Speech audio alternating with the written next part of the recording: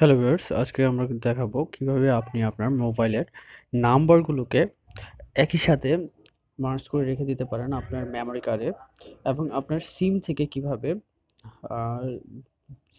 মোবাইলে আনতে পারেন, মোবাইল থেকে সিমে আনতে পারেন।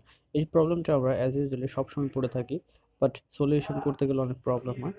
সো প্রথমে বলবো আমরা যে আমরা যারা স্যামসাং মোবাইল ইউজ করি তাদের জন্য হবে একরকম, আর হুয়াই মোবাইল যে আমরা ইউজ করছি তাদের জন্য ঠিক তার উল্টোটা। তাহলে আমরা প্রথম কন্টাক্টে চলে গেলাম। কন্টাক্টে গেলে মোর যে অপশনটা পাচ্ছি আমরা এখানে settings, export import, easily export import. আমাদের প্রথমে বের করতে হবে এক্সপোর্ট ইম্পোর্ট এই অপশনটি। এক্সপোর্ট ইম্পোর্ট অপশনটি বের করে এখান থেকে আমাদের সলিউশন করতে হবে। সো যারা স্যামসাং মোবাইল ইউজ করছেন তারা সেটিংসে যাবেন, সেটিংসে গিয়ে এখানেই এক্সপোর্ট ইম্পোর্ট অপশনটি পাবেন। বাট ওয়াই মোবাইল যারা ইউজ করছেন তারা ডিরেক্ট এক্সপোর্ট ইম্পোর্টটি পাবেন। ডিরেক্ট এক্সপোর্ট ইম্পোর্টে যাওয়ার পরে থিওরি একটাই, সেটা হলো এক্সপোর্ট ইম্পোর্ট খুঁজে বের করতে হবে, এক্সপোর্ট ইম্পোর্টে যেতে হবে। এক্সপোর্ট ইম্পোর্ট যাওয়ার পরে এই অপশনগুলোকে দেখতে পারবেন।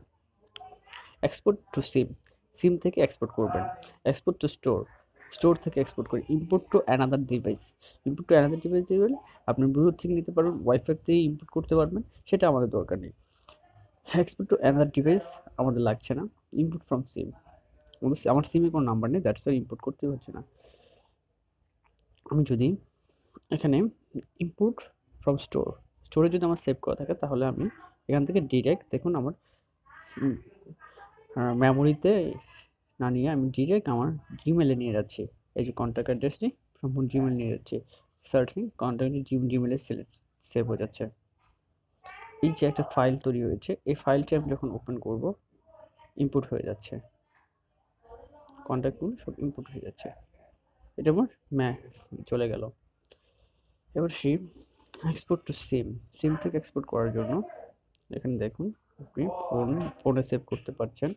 Save two phone, WhatsApp, Gmail, যেখানে সেভ করতে চান গিয়ে সিলেক্ট অল দিন। এখন এক্সপোর্ট ক্লিক করুন।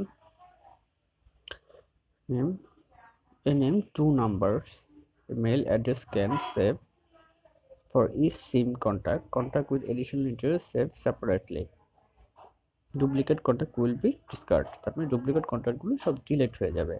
কন্টিনিউ দিই, আমার 235টা সেভ হচ্ছে।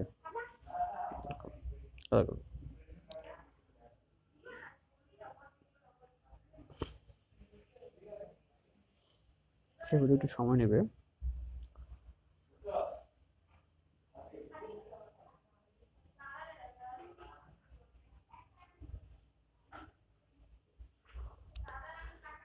একটু টাইম নিচ্ছে যে সিমগুলো সেভ হয়ে যাচ্ছে, সিম সেভ হচ্ছে।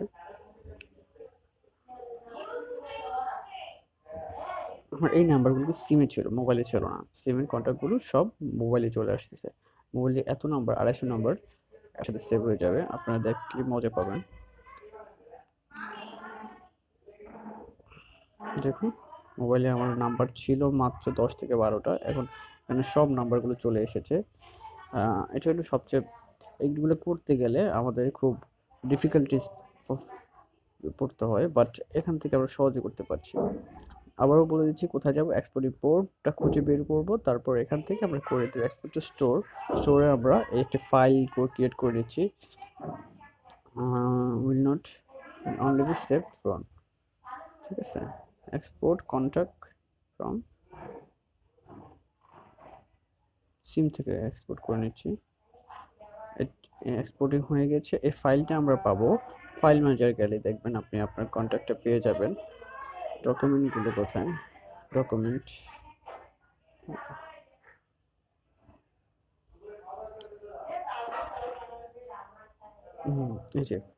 এই যে এখানে কন্ট্যাক্ট 0001 ভিসিসি আমি যেটা সিলেক্ট করলাম, এটা যদি ওকে দেই এখন এগুলো সবগুলো ইনপুট হয়ে আমার কন্ট্যাক্টে জড়িয়ে যাবে।